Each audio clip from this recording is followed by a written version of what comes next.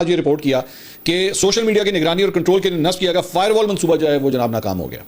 اب یہ حکومتی سائٹ کا ذرا میں تھوڑا سا حکومت کے والے سے بھی بات کر لوں کہ ادھر کیا ہو رہا ہے.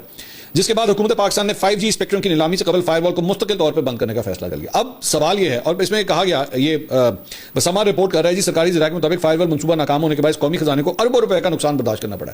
کیا اس کی انویسٹیگیشن نہیں ہونی چاہیے؟ کیا اس کو چیک نہیں کیا جانا چاہیے کہ یہ کس کا پروجیکٹ تھا, یہ کیوں سٹارٹ کیا گیا, اس کے اوپر اتنے پیسے کیوں لگا دیے گئے جب ایکچولی اس پروجیکٹ نے چلنا ہی نہیں تھا.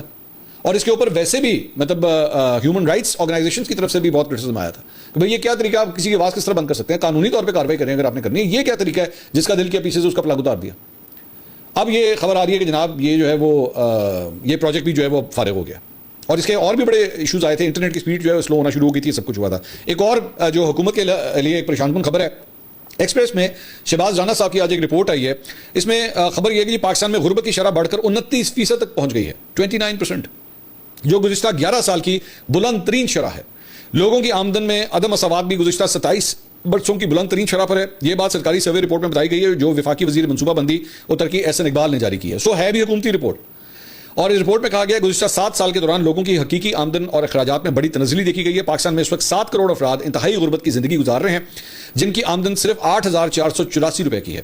سال 2018-19 سے 2024-25 کے عرصے کے دوران غربت میں 32% اضافہ ہوا ہے. 2019 میں غربت کی شرح 21.9% تھی جو 2024-25 میں بڑھ کر 28.9% ہو چکی ہے. 2014 کے بعد یہ بلند ترین شرح ہے جب غربت کی شرح 29.5% ریکارڈ کی گئی تھی. سب سے خطرناک صورتحال دولت کے عدم مساوات ہے جو بڑھ کر 32.7% پہنچ چکی ہے. اب میرے لیے یہ نمبر کیوں امپورٹنٹ ہے؟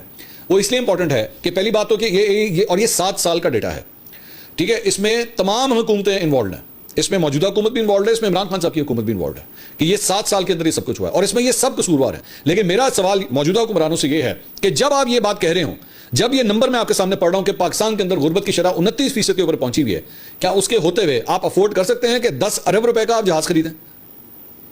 کیا آپ ایکچولی اتنی لبرٹی لے سکیں کہ جناب آپ ایک 10 ارب روپے کا جہاز رکھیں اپنے پاس؟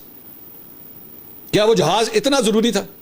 اب میں جب ان دونوں خبروں کو آپس میں کمپیئر کر کے دیکھتا ہوں تو بتائیے کہ بندے کو غصہ چڑھتا ہے کہ نہیں کہ اتنی شاہ خرچیاں.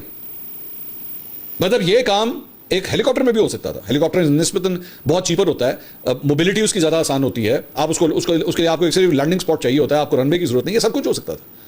تو پھر کیا ضرورت تھی اتنے مہنگے جہاز خریدنے کی؟ اور اس کے علاوہ ابھی یہ جو سرکاری افسران کے لیے جو گاڑیاں الاٹ کی گئیں, ایک 1800, ایک 2800, ایک 4700, کیا ضرورت ہے؟ تو جب غریب آدمی سکرینز کے اوپر آپ کی یہ شاہ خرچیاں دیکھتا ہے, اس کے بعد آپ کے فنکشنز دیکھتا ہے کہ کروڑوں روپے کے فنکشن جو ہیں وہ صرف ایک فیتا کاٹنے کے اوپر ہو رہے ہیں. ایکچولی تو وہ فیتا کٹ رہا ہوتا ہے, وہ فیتا ایکچولی 500 روپے کا ایک ربن لے کے دروازے کے آگے لگا کے یوں کر کے کینچی کے ساتھ بھی کاٹا جا سکتا ہے.